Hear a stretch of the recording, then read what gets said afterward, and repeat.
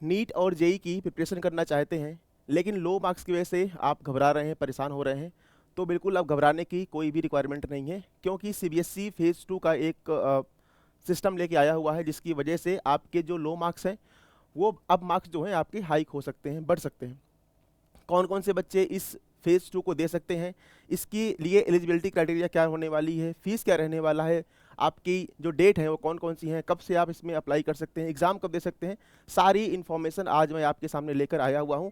So hello, my name is Prabhat Dwivedi और आइए start करते हैं आज इस प्यारे से सेशन को। ठीक है, तो सबसे पहले हम आज बात करने वाले हैं कि फेज़ 2 का जो एग्ज़ाम है जो सीबीएसई लेके आया हुआ है वो कौन कौन से बच्चों के लिए है और वो होता क्या है। तो वो सभी बच्चे जिनका फेज़ 1 में जो मार्क्स हैं वो बहुत कम रह गए हैं, जो रीज़न होंगे हम आगे बात कर लेंगे क्या क्या रीज़न हो सकते हैं मार्क्स कम होने का, लेकिन जिनके भी मार्क्स कम रह गए हैं और वो चाहते हैं कि अपने इंप्रूवमेंट के लिए दोबारा से फेज़ 2 को अप्लाई करना चाहते हैं, दोबारा से अपने मार्क्स को इन्हेंस करना चाहते हैं, तो फेज़ 2 का वो जो एग्ज़ाम है वो दे सकते हैं। जो फेज़ 1 आपका हुआ हर बच्चों को पता होगा कि 17 फेब से लेकर के 11 मार्च तक ही कंप्लीट चला था, और जो फेज़ 2 का होने वाला है उसके लिए जो डेट आई है, एक्सपेक्टेड जो डेट है आपकी, वो 5 मई से लेकर के 20 मई के बीच में ये आपका जो एग्ज़ाम होगा वो कंडक्ट होगा। इसके लिए ये मैंडेटरी सभी के लिए नहीं है, ऑप्शनल है। ऑप्शनल मैं इसलिए बोल रहा हूँ क्योंकि वो सभी बच्चे दे सकते हैं जिनके मार्क्स लो हैं, सबके लिए नहीं है। मे भी किसी बच्चे के मार्क्स बहुत अच्छे रहे हों और वो नहीं चाहता, वो चाहता है कि मैं अपने आगे फर्दर जो आपकी नीट और जेई की जो प्रिपरेशन है मैं उस पर फोकस करना चाहता हूँ, तो कर सकता है, उसके लिए कोई भी दिक्कत नहीं है।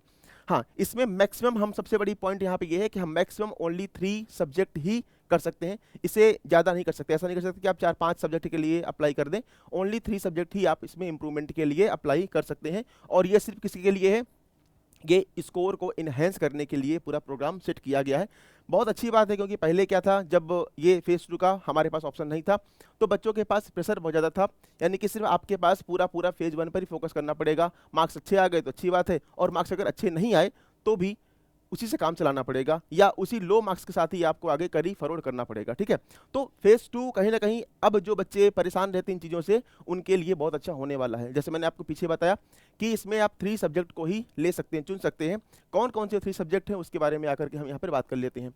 हमारे पास 4 सेगमेंट दिए हुए हैं। एक मैथमेटिक्स का, जिसके अंदर आपका स्टैंडर्ड और बेसिक आएगा। दूसरा इसके अलावा आपका साइंस का एक कंप्लीट एक ही पेपर होता है, हर बच्चे को पता है। इसके अंदर फिजिक्स, केमिस्ट्री और बायो होती है। सोशल साइंस के अंदर आपके 4 सब्जेक्ट होते हैं, हिस्ट्री, ज्योग्राफी, सिविक्स और इकोनॉमी, और इन चारों का भी पेपर एक ही होता है। इसके अलावा आता है आपका लैंग्वेज का।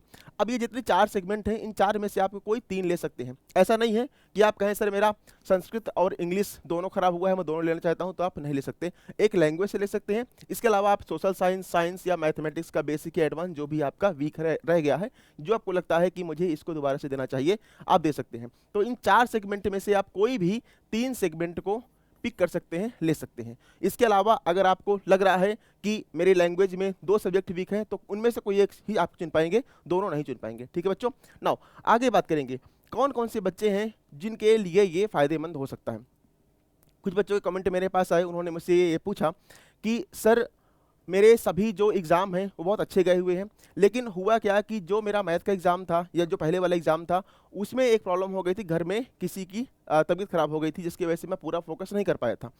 तो मैं चाहता हूं, क्योंकि मुझे आ सब रहा था, लेकिन जिसकी वजह से जो रात में हम रात भर जगे हॉस्पिटल में थे, उसकी वजह से दिन में उसका इम्पैक्ट देखने के लिए मिला। तो क्या सर मैं दोबारा से एग्ज़ाम दे सकता हूं, क्योंकि उसको लग रहा है कि उसके पास पोटेंशियल थी, बट वो प्रॉपर इंप्लीमेंट नहीं कर पाया, प्रॉपर परफॉर्म नहीं कर पाया। तो ऐसे बच्चे सभी, जिन बच्चों के ऐसी कोई प्रॉब्लम रही है जिसकी वजह से उन्हें आ रहा था, या घबरा करके या किसी एंजाइटी की वजह से, कई आप बच्चों को पता होगा कि जब आप एग्जाम देने जाते हैं तो स्टार्टिंग के 15 मिनट या आधे घंटे, कभी कभी किसी किसी बच्चे को 1-1 घंटे भी एंजाइटी रहती है, वो डरता रहता है, उसके कान गर्म हो जाते हैं, उसके हाथ पांव बराबर से काम नहीं कर पाते, उसका माइंड प्रॉपर काम नहीं कर पाता।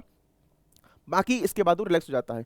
तो अगर आपको लगता है कि सर ऐसी भी प्रॉब्लम की वजह से मैं प्रॉपर अपना 100% एफिशिएंसी से काम नहीं कर पाया, अपना 100% दे नहीं पाया, और मैं चाहता हूं कि मुझे आ सब रहा था, मैं चाहता हूं दोबारा से एग्जाम देना, तो वो सभी बच्चे दे सकते हैं।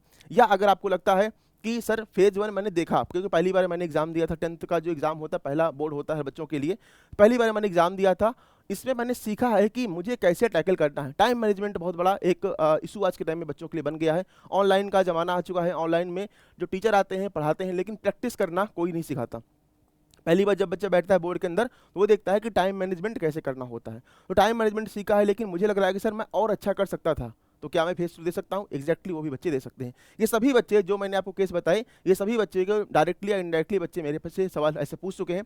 तो ऐसे अगर आपको लगता हो कि आप इन केस में से किसी केस में भी आप फिट हो पा रहे हैं, यानी कि सिंपल अगर मैं आपसे बात करूं, फेज 1 में अगर आपको लगता है कि मैं अपना 100% नहीं दे पाया और मेरे अंदर पोटेंशियल थी, मैं और अच्छा कर सकता था, तो डेफिनेटली आप फेज 2 दे सकते हैं। उसका फ़ायदा ये है कि जब पहले फेज 1 ओनली फेज 1 था तो आप पर प्रेशर ज़्यादा था, आपको अपना 100% उसी में ही देना पड़ेगा। लेकिन अभी क्या है कि आपके पास 2 चांस हैं, आप अगर पहले में अच्छा नहीं कर पाए हैं तो सेकंड में आप अच्छा कर सकते हैं, ठीक है। इसके अलावा आप सब्जेक्ट को चूज करने में आपको काफ़ी हेल्प मिल जाएगा। जब आपके पास अच्छा एक परसेंटेज रहेगा तो आप आराम से पीसीएम या पीसीबी आराम से चूज कर सकते हैं। इसके अलावा जो बच्चे अपना कोचिंग स्टार्ट करना चाह रहे हैं, क्योंकि आपको पता होगा जब आप कोचिंग स्टार्ट करते हैं, जब आप अपनी आगे की प्रिपरेशन करना चाहते हैं, उसमें भी आपका जो बेस है, और बेस क्या होता है बच्चों, 9th और 10th आपका बेस होता है। अगर आपका 9th और 10th वीक रह गया है तो 11th में स्टार्टिंग में ग्रैब करने में कॉन्सेप्ट को दिक्कत होगी। तो अगर आपको लगता है कि सर मेरा थोड़ा सा बेसिक कमजोर रह गया है, मैंने बोर्ड के टाइम पे अच्छा खासा पढ़ाई करा था और अगर उसी पेज से मैंने 2 महीने और पढ़ाई कर ली तो मेरा काफ़ी अच्छा काम बन जाएगा बेस में, तो क्या करना है आपको, आप चाहें तो फिर से दे सकते हैं। यानी कि आपको दोबारा से अपने आप को री एवेल्युएट करने के लिए, आपको अपने मार्क्स को इनहेंस करने के लिए, अपने कॉन्फिडेंस को बूस्ट करने के लिए आराम से आप फेज 2 दे सकते हैं, ठीक है बच्चों। नाउ आगे बात करेंगे। अब ये बहुत इंपॉर्टेंट है कि आपके माइंड में ये पता होना चाहिए कि क्या आप नहीं कर सकते हैं या क्या आपके साथ इसमें प्रॉफिट नहीं मिलने वाला है। पहला जो क्राइटेरिया है, जो पहला बार है, वो ये है कि आपको ओनली 3 सब्जेक्ट ही आप चुन सकते हैं, जिसके बारे में पहले बता चुका हूँ। इसके अलावा जो भी आपके स्किल बेस वाले सब्जेक्ट हैं, फॉर एग्जांपल आपका आईटी वाला हो गया, फॉर एग्जांपल आपका रोबोटिक्स हो गया या एआई हो गया, जो सब्जेक्ट जिन स्कूल में चल रहे हैं, उन पर आप फेज 2 को नहीं कर सकते हैं। इसके अलावा जो आपके प्रैक्टिकल हुए हैं, तो प्रैक्टिकल में जो आपका फेज 1 में जो आपका प्रैक्टिकल हुआ था, इंटरनल जो आपके एग्जाम हुए थे, इंटरनल एग्जाम आप दोबारा से अप्लाई नहीं कर सकते। जो भी आपको पहले इंटरनल एग्जाम पे मार्क्स मिल गए हैं, उसी मार्क्स के साथ ही आपको कैरी फॉरवर्ड करना पड़ेगा।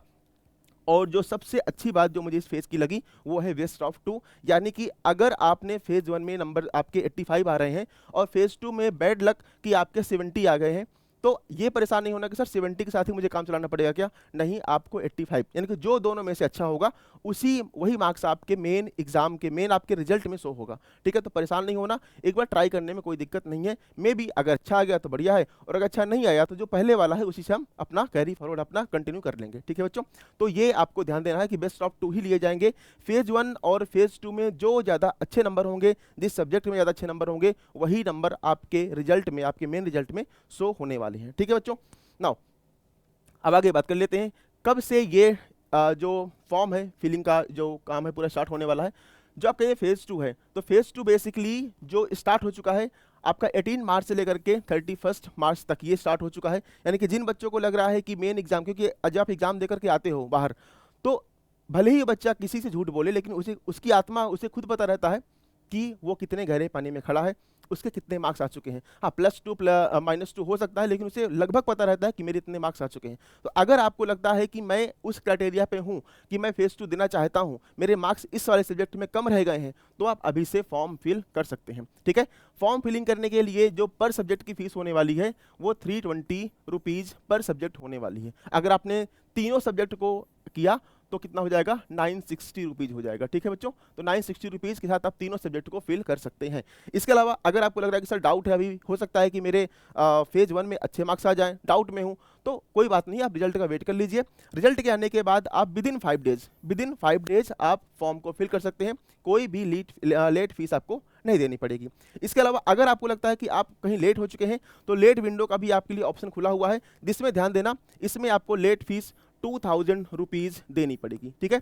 तो आपके मान लेते हैं आपने तीनों में किया तो 960 वो और आपका 2000 लेट फीस साथ, आप लेट विंडो के साथ फिर से आप अप्लाई कर सकते हैं। 2 दिन के लिए आपका ये जो विंडो होगा ये ओपन रहेगा, ठीक है बच्चों।